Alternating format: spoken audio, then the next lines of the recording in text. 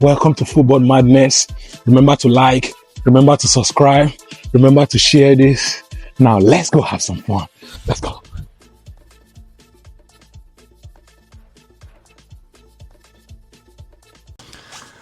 Liverpool versus Crystal Palace Community Shield final.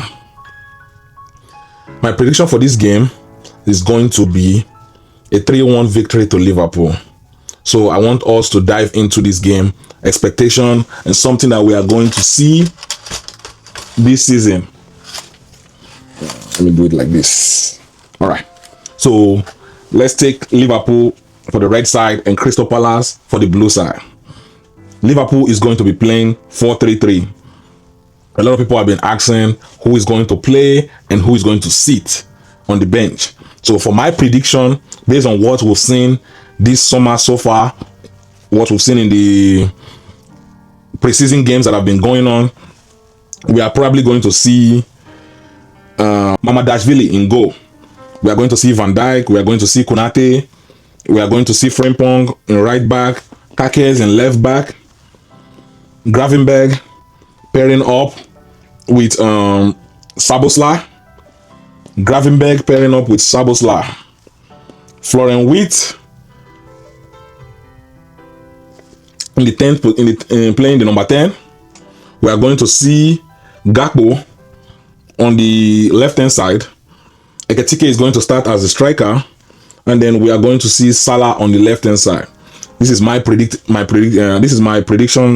for the starting lineup that we are going to see this weekend in the Community Shield final. And then in the second half, we're probably going to see them take off Gakpo, and we shift towards this left hand side, and they will bring in McAllister, allowing Szoboszlai to go to the 10th, to go to the number 10 position, and McAllister comes in. That is something we are going to see in the second half. But overall, when the season progresses, we are probably going to end up seeing McAllister coming to the starting lineup. But I'm just saying this is the lineup for the Community Shield final. But when we go into the season, the 2025-2026 Premier League season, we are going to see McAllister as the starter. We are going to see Gravenberg as a starter. We are probably going to see Szoboszlai in the 10th position. In the number 10 position, we are going to see Florian Wirtz holding the... like this. It's going to look more like this. Like this is going to be something like this. This is what I think Liverpool is going to end up playing this season, which is going to be 4-2-2-2-2-2. That is something I will expect Liverpool to play this season. It's going to be Gravenberg. It's going to be McAllister. Then it's going to be Szoboszlai. Then it's going to be Florian Wirtz. We are going to see those four players, and then we are going to see Isak if they end up signing Isak, and we are going to see Salah like that in the attack. If they don't sign Salah, if they don't sign Isak, then it's going to be Ekitike and Salah playing the striking position. But in the games, you are going to be seeing them holding positions. Like Wirtz is going to be operating on this side. It's not going to be holding the line. It's not going to be out wide. He's going to be operating in these spaces. That's where he's going to be operating. Ekitike or Isak is going to be playing the striking position like this. He's going to be operating here, and then you are going to be seeing Kakes coming up to cover the width, overlapping or underlapping, whichever one, but you are going to see him bombing up and down the flank, which will then look something more like this.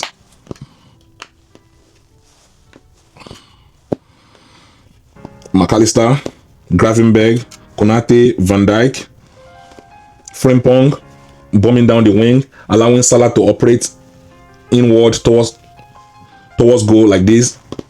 Frimpong bombing up here like that, covering up the width, up and down the flank like that.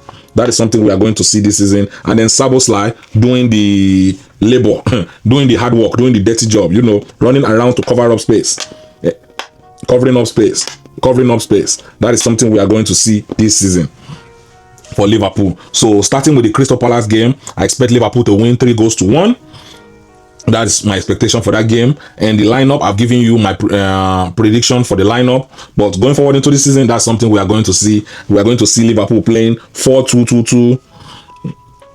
And in some games, they are going to play 4-3-3, of course. But that is something they are going to be interchanging with. Sometimes you're going to see them playing 4-2-2-2, and sometimes you're going to see them playing 4-3-3. It's not mean that the 4-3-3 is gone. Because some days you are going to see Gakpo playing. You are going to see Isak or Ekitike. You are going to see Salah. You are going to see Florian Wirtz or Szoboszlai. You are going to see McAllister or Curtis Jones. You are going to see Gravenberch or Yoni. So you are going to see these guys play 4-3-3-2 this season. But my expectation when they want to play Szoboszlai and Florian Wirtz together is going to make the formation a 4-2-2-2-2-2. That is something we are going to see this season. But with that in mind, that is going to give Liverpool a lot of flexibility, a lot of dynamism in the attacking line to change what they are doing, to confuse their opponent. So you might be expecting them to play 4-3-3, practice for your 4-3-3, and then they show up that day and play 4-2-2-2. Or you're expecting them to play 4-2-2-2 and they show up and play 4-3-3. So we are going to see them confuse their opponent a lot this season. The flexibility in attack, the flexibility in midfield is going to give Liverpool an edge going forward this season. That is something that affected them last season. They were too predictable. We knew who the lineup was. We knew who was going to start the game. We knew the type of football they were going to play. So it made their game predictable towards the ending of the season. So going forward into this season, one thing that Arne Slot is doing with the types of players that he's bringing in, he's bringing players that are good on the ball, players that can hold on to the ball, and players that can transition the ball from the midfield, from the defense to the midfield, from the midfield to the attacking line. That is something that we are going to see this season. But the key part that I am going to say with Arne Slot tactics is the triangles. It's something that you are going to be noticing this season. You are going to notice the triangles a lot this season.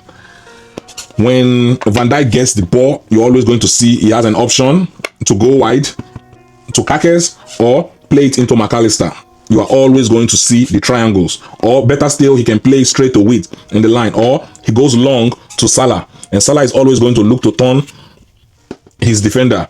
So those are the options. Or you can always go back to the goalkeeper. But one thing I want you to pay attention to this season is the triangles. When you pay attention to the triangles, you are going to see that this is a team that is going to be playing in the triangles this season. They are going to give themselves option. The midfielders are mobile, so they are always going to be moving around. They are always going to be moving around, creating space. So if you are pressuring McAllister, you are pressuring Van Dijk, he has the option to go this way, go back to the goalkeeper, go to Konate, go long, go straight to Wirtz. So you are always going to see those options, and that's why Liverpool is going to be a side that is transitioning very, very fast. They are going to be transitioning very fast whenever they have possession of the ball. So look forward to watching that this season. Against Crystal Palace, we are going to see all this in play. Pay attention to it, but I think Liverpool is going to have some fun this season. It's going to be an interesting one to watch. We are going to see it play out this season. Go and have some fun. The game between Liverpool and Crystal Palace is going to set the foundation for what is to come this season. And I'll catch you guys next time. Let's go.